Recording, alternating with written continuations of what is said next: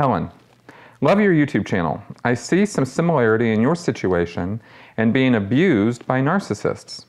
I wonder how you have come to forgive the fraud and abuse you suffered. How have you come to forgive?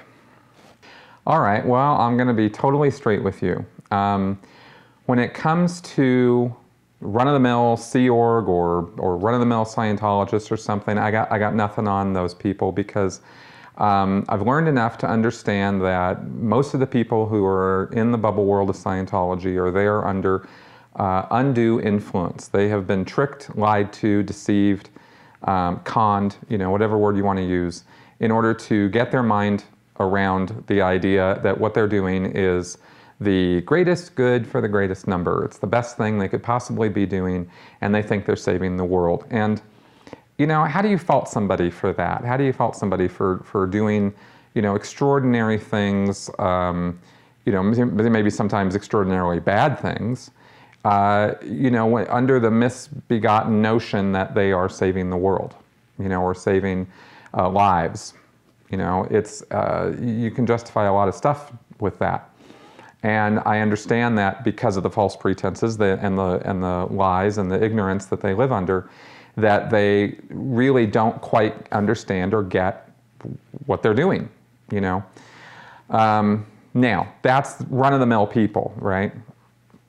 So my friends, the people that I used to know, the kind of stuff we used to get into, I had lots of fights with people, and I had lots of situations where I was, put in a tough situation by senior people who, were giving me orders or directions or whatnot to do things that were not a lot of fun to do. And I had some rough spots, some physical degradation and, a lot of emotional and mental degradation and stuff. But I don't blame them individually for that, because you can tell the difference between when they're doing that because they think they're doing some good versus, sort of, whetting their sadistic appetites upon you, right? And when it comes to that, to be honest, I haven't forgiven those people. Now, that's a small group of people. That's a very, very small group of people. In fact, I think I could probably count on one hand those people. And I don't know that I'm ever going to be able to forgive those people. I'm talking about the folks who were responsible for disconnecting me from my ex-fiancée and my whole life, right, by declaring me a suppressive person. Like the people directly responsible for that, because I know exactly who they are.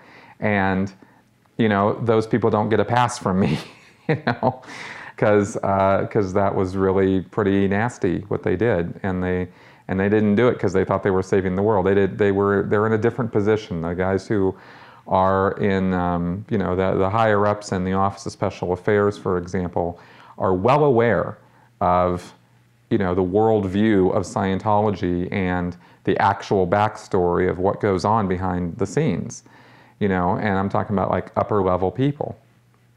So they're not necessarily aware of the full picture. They're not aware of the whole con and the money and all that sort of thing.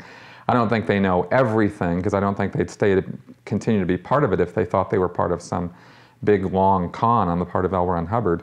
They still believe in Scientology itself, but they, you only can get so far with this, when you're ruining people's lives.